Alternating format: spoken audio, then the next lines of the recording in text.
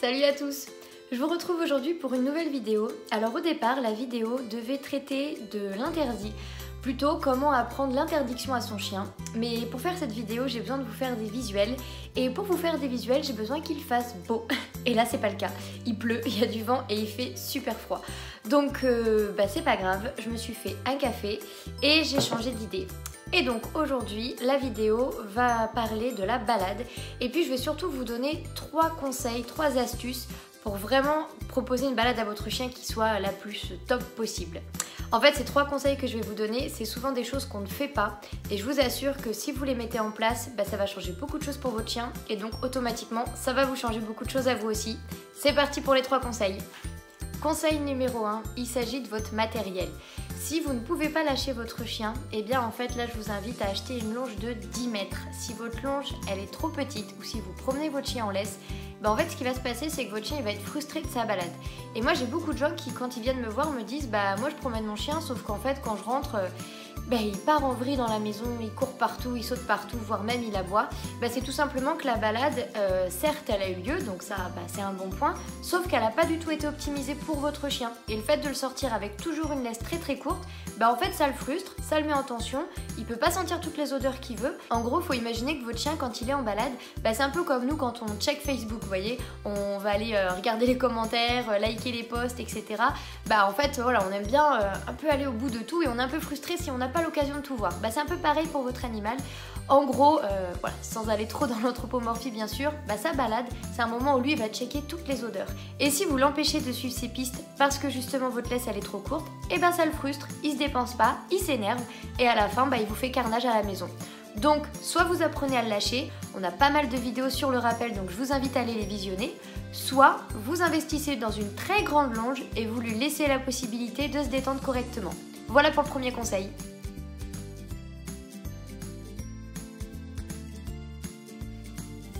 Deuxième conseil, vous devez changer de lieu de balade régulièrement. Un peu comme pour le premier conseil, si votre chien il se promène toujours au même endroit, admettons vous faites toujours le même tour de pâté de maison, ça n'a rien de très fun quoi. En gros pour votre chien qui finalement le tour il le connaît par cœur.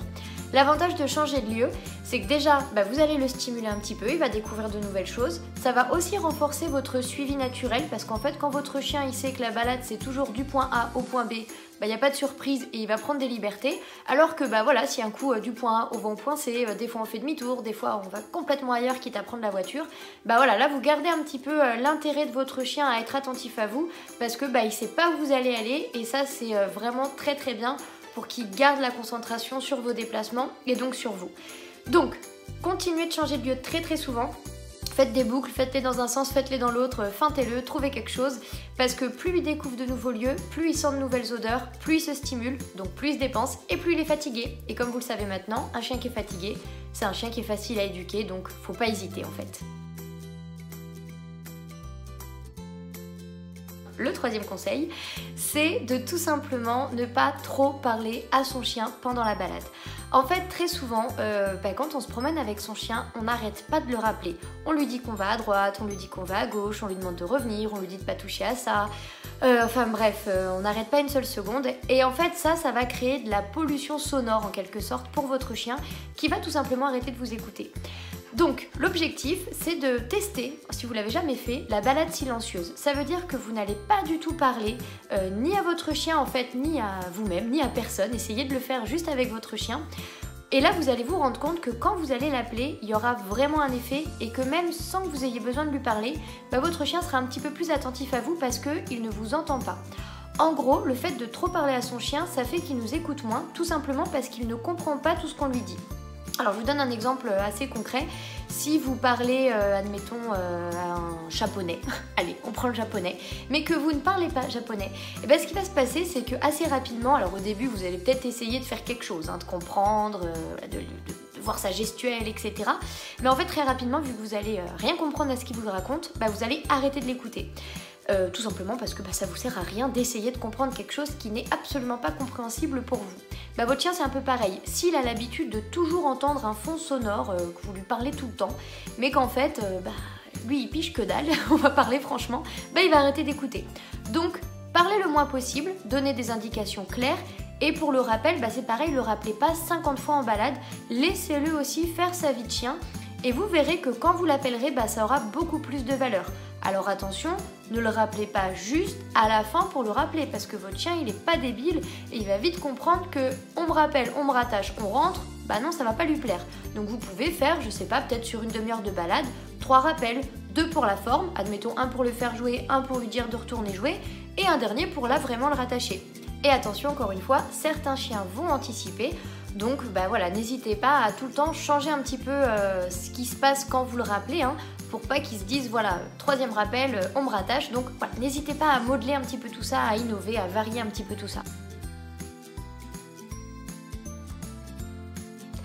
Allez, pour récapituler, pensez à lâcher votre chien ou au moins à lui mettre une longe de 10 mètres. Changez les lieux de balade et ne lui parlez pas trop, laissez-le vivre, laissez-le faire son toutou, sa vie de chien. Et vous verrez que c'est souvent 3 astuces qu'on n'a pas l'habitude de faire mais qui peuvent vraiment changer le comportement de votre chien en balade et l'améliorer considérablement. Alors évidemment, il y aurait plein d'autres conseils à vous donner et d'ailleurs en faisant cette vidéo, j'ai pensé à pas mal de conseils en plus. Mais du coup, n'hésitez pas à commenter. Si vous avez vos petits conseils à vous, vos petites expériences à partager, allez-y. N'hésitez pas aussi à aller checker un petit peu sur notre chaîne YouTube toutes les vidéos sur le sujet de la balade. On a la balade parfaite, on a des exercices pour la marche en laisse, pour le rappel au sifflet, voilà, on a fait pas mal de vidéos complémentaires sur ce même sujet, donc ça ne peut que enrichir l'éducation de votre chien clairement. Et pour le reste, moi je vous dis à très bientôt pour de nouvelles vidéos. Dès qu'il fait beau, c'est promis, je vous sors la vidéo sur comment interdire des choses à son chien. Et sinon je vous dis à très vite pour de nouvelles vidéos, qu'il fasse beau ou qu'il fasse pas beau, c'est pareil dans tous les cas, il y a des vidéos qui arrivent. Allez, à très bientôt. Ah oui, et n'oubliez pas, si vous avez aimé, on like, et puis si vous avez vraiment aimé, on s'abonne. Salut!